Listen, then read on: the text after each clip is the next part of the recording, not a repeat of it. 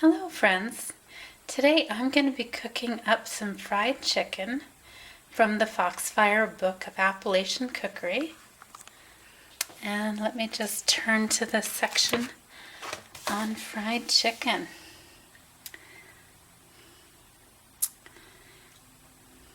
For each pound of chicken, I'm going to be mixing together some flour, paprika, salt, pepper, and then I will be frying up the chicken.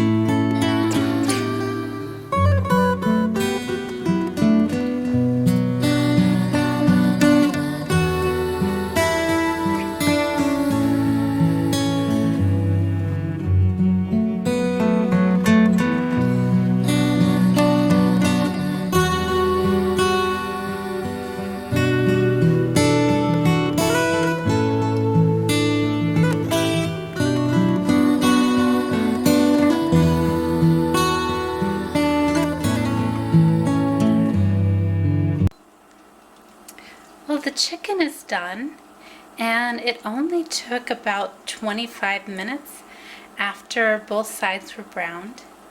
And I've got a little over a pound of chicken, so I was really happy that it didn't take 30 to 40 minutes like the recipe said it might. And my biggest fear for frying chicken was the grease.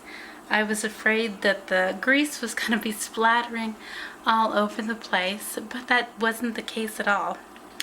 And I think part of that might be due to the amount of oil that was in the pan. When I've tried to fry chicken in the past, I just used the smallest amount of grease and it just came splattering all over the place. But I think 1/4 of an inch of oil just made all the difference in the world. And I think this chicken looks just fabulous, and I'm really glad that I tried this recipe.